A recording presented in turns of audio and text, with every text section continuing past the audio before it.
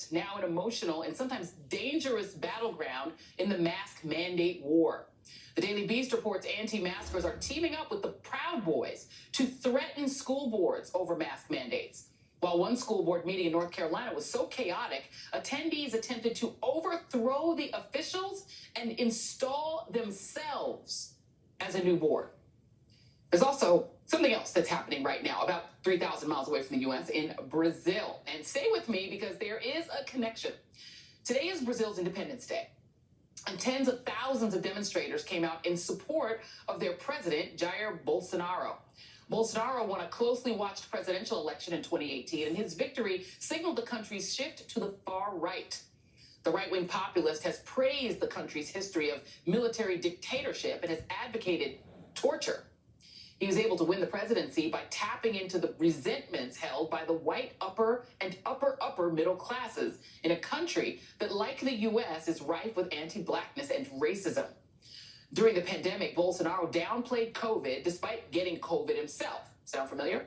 He hawked snake oil and fake cures as the illness ravaged his country. Also familiar. He described COVID, the virus killing more than 500,000 Brazilians, as just a little flu. I mean, the similarities are downright eerie, right? I mean, there is a reason Bolsonaro is called the Trump of the tropics.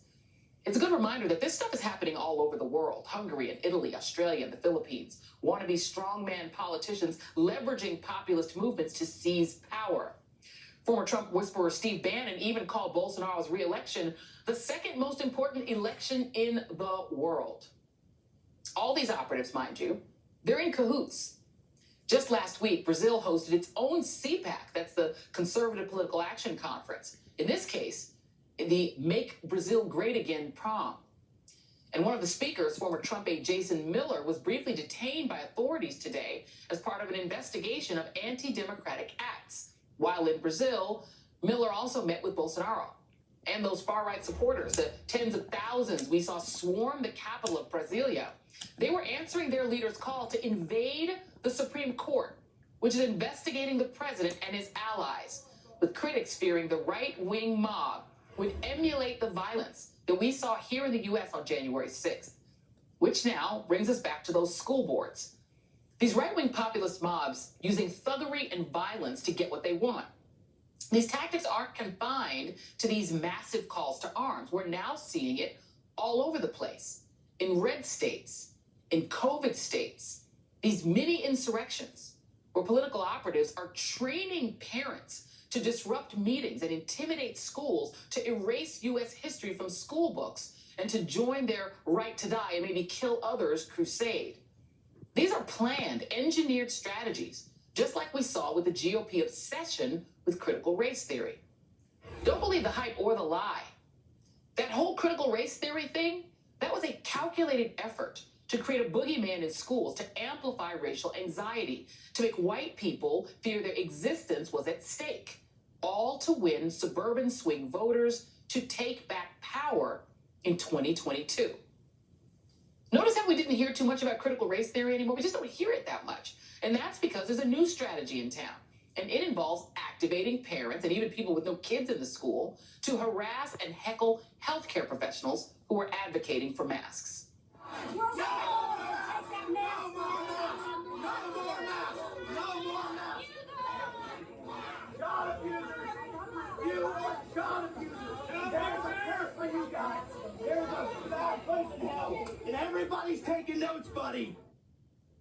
I wasn't kidding about that mob violence. Joining me now is former Missouri Senator Claire McCaskill and Tim Miller, writer-at-large for The Bulwark. And Senator McCaskill, I have to start with you first because, you know, I think that people too often tend to look at January 6th as an isolated incident, isolated to Washington and isolated to the Trump reelect. But it is, in so many ways, just a sort of a first round, a running start at something that the right is doing, not just all over this country, at school boards, first over critical race theory and now over masks, but really it's happening all over the world. This is like classic fascist strongman bullying tactics. Do you get the sense that your fellow Democrats that you formerly served with in Washington understand that? Well, I will be honest with you, Joy. There are a lot of Democratic senators that still are kind of disbelieving that their colleagues are remaining so quiet in the face of what has happened in the Republican Party. You know, a lot of the Republican senators kind of, broke their teeth in politics on a Republican Party that had things it cared about. It cared about free trade. It cared about fiscal conservatism. It cared about a global assertion of democracy. It had, there were things, public policy things they cared about. Now, this Republican Party only has two things it cares about. It wants to make sure that people who don't agree with them can't vote, and it wants to incite culture wars. And the closer they can incite those culture wars to the people, the better. And so what the national, quote unquote, new Republican national groups are doing is they're funding these elections around school board recalls, around state legislative races. We, the Democrats, are focused on electing senators and governors and presidents and congressmen. Meanwhile, these guys, these evil geniuses, are trying to really focus on grassroots stuff and inciting people to make it all about grievance, just about what makes you mad, not about what inspires you, not about what you aspire to be. So that's what you see going on with these school boards. That's what you see going on with these state legislatures. You know, and Tim, you remember that party, right? I remember you were one of the people who wrote the, the plan to try to broaden the Republicans, sort of respond to the fact that President Obama had marshaled, this multi-ethnic and young coalition. And you were one of the people who were saying, well, here's what we need to do to try to appeal to those other voters. That is a dead idea. There is no attempt to appeal to anyone. It's just brute force. And it does sometimes feel like it's the student council versus the mafia in American politics right now, because Republicans, look, they may not be good at policy, but they definitely have a long-term plan, which is about growing this anger movement from the school board right on up to the White House, and angering as many white people basically as they can, and make them hysterically afraid of being literally wiped off the face of the earth just for being white Christians, and saying you've got to vote for every Republican because of it, even if they kill you with COVID. It is very disconnected to me. Is it to you? Yeah, look, the autopsy, they didn't just throw it away. I think that they are actually using it for toilet paper at Bedminster right now. Still, they're sort of printing out old autopsies have had to appeal to a broader, more multi-ethnic part of the electorate.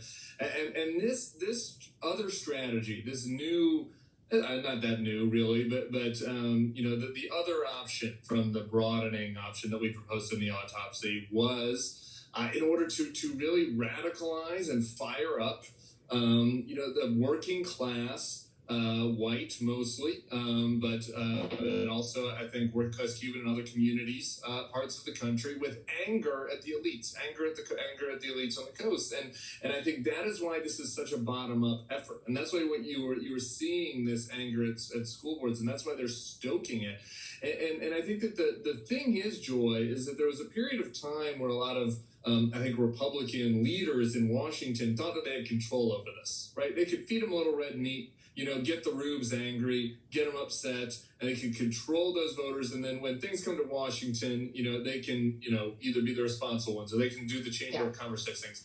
That whole notion is gone, right? Like, they have lost total control. And if you look at these videos, it's not just one-offs in one school board. You can see it at school boards, at local election officials. The anger and the rage that is being directed towards them is very dangerous, and it is part and parcel of what happened on January 6th. And no longer does the quote-unquote responsible Republicans have totally lost control. Many of them are walking out stage right and being replaced by new Republicans who actually like this strategy, who want there to be, more anger and more rage, and who saw January 6th and thought, I was okay with that. Or maybe even thought that they were willing to work with the people there, as many of the congressmen did, like Paul Gosar and Mel Brooks. And so I think that adjustment and that difference is really important to understand. And, Claire, I think the important piece of that, too, well, one of the important pieces of that is the idea that they thought they can control it. I remember Michael Steele saying that the Tea Party was, the Republicans thought they had a tiger by the tail, and they thought they could control it, right? And that's how they thought when it was back in the Tea Party days. But at a certain point, you can't. I mean, you now have their own votes. Okay, so 65% of Americans want to have mask mandates. Their voters don't. Their voters are essentially embracing death. Literal death and poisoning themselves. Their voters are so extreme now. The assumption that you can get that somehow back under control with some sort of Mitch McConnell election strategy, to me, seems insane. I don't understand it, but that seems to be what Republicans think, that in the end they can control it. I feel like it's above them now. I don't think they can control these people at all. I don't think they believe they can control it. I think they're afraid of it, Joy. I think they are afraid of the base of the Republican Party taking them out in primaries. So they're cowering, they're hiding under their desks, they're remaining silent, they're saying nothing, even when outrageous things happen. I mean, the notion that you would have, I know this is going to be another segment, and I apologize for butting my big nose in it, but I can't help it because I care so much about it. I mean, give me an I would cuss right now if we weren't on television. Abbott says today he's going to eliminate rape. What? I mean, they are so extreme. They're now trying to back up a truck where they voted to overturn an amendment that would have exempted rape victims and incest victims from this law in Texas. They are now trying to say, oh, well, it's not a problem. We're going to eliminate rape. I mean, the idea that my friends in the Republican Party in the United States Senate are not speaking up. I know a couple of them have spoken up that this is a bad law, but they've done it very carefully and very kind of quietly and tentatively. This is what's going to get them in trouble, that they are listening to this echo chamber. They're being so extreme, whether it is the way they're going after masks in schools, which most parents want for their children's protection, or whether they're saying to a mother, we can put a bounty on your head if you take your child to get an abortion after 6 weeks when your boyfriend's been raping her for 6 months. Yeah. And very quickly, I'm going to give you the last word on this, Tim, because I think afraid of them, but also physically afraid. I mean, we're hearing these stories of people being afraid not to vote for this stuff because people are threatening to murder people. They're threatening to kill doctors who've treated them. People are calling in death threats to health professionals that they're going to then have to turn to if they get COVID. So I think being afraid, they're not just afraid of being beaten in primaries, right? I mean, they're afraid of this mob because this mob is violent. They are. And what you're seeing from this, Joy, is that you're seeing Republican senators and House members retire rather than face them. But not just them, all the way down. This ties down to the school board. If you were a Republican school board official or an election official like a Brad Raffensperger, why would you want to run again? If you're just a normal, middle-of-the-road Republican, why would you want to be a Secretary of State or a county election official when you know these threats are coming on your head, like those threats came at Brad Raffensperger, like those threats are going at those school board members? So what that means is all the way up from school board all the way up to Senate, we're going to cycle out people that some of the Democrats watching this might disagree with on policy, but are rational, people who don't believe in violence. They're cycling out, and cycling in are going to be, fully on board MAGA insurrectionists that are running for these offices. And that change is really important. A whole party full of Marjorie Q. Greens. Think about that for a hot minute. And basically the base wants them to fear them because they want to control them, and it's not going to happen the other way around. Claire McCaskill, Tim Miller, thank you. Scary is caring, so thank y'all for being here. Up next on the REID, Greg Abbott as